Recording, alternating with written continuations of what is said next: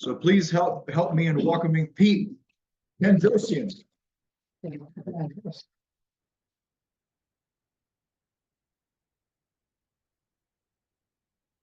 Here is version 3 of this talk. Today, while the last 24 hours have all been like what it took to put this talk together.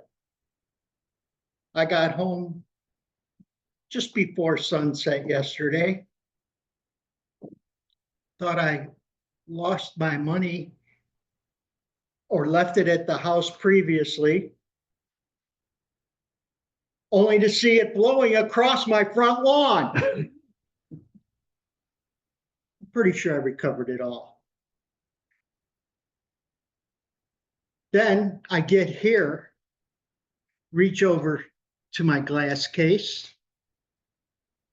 No glasses are in it. So I look for my phone. It's at home. I hope this speech goes a little bit better.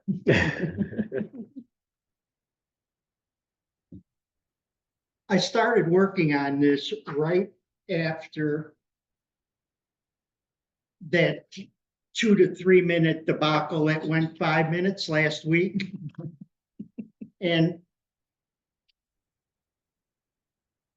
I kept on giving a lot of fluff to all the people. I kept missing the point of the exercise, the reason that these projects were created for us in Toastmasters.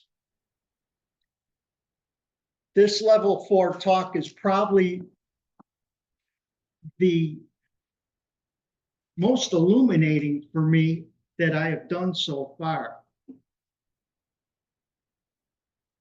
The point of the project was I wanted to create the greatest open house in Toastmasters history. Well, apparently it takes more than 2 weeks to do that. And it seems you need a team to work with. The purpose of the project is to manage.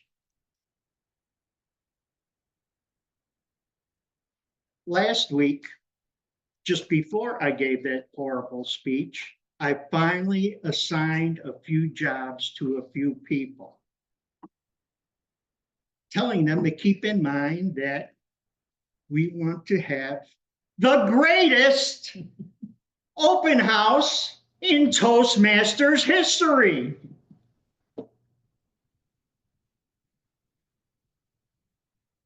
We didn't cavil around really.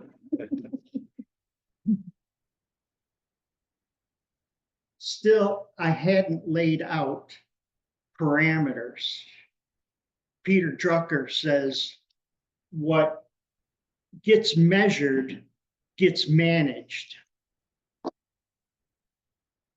Thanks, Pete.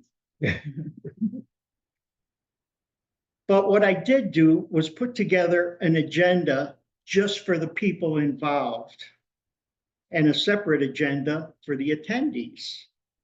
On the involvement agenda, I included times. I included specifically what I wanted people to talk about. Our treasurer showed how easy it was to pay for your Toastmasters dues. Our vice president education gave us a lesson on the value of pathways and how much it'll improve the club once we become chartered.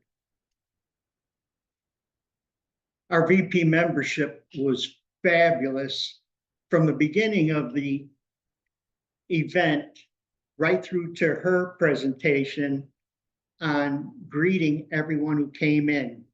And she even brought 2 members who signed up, 2 future members who have paid.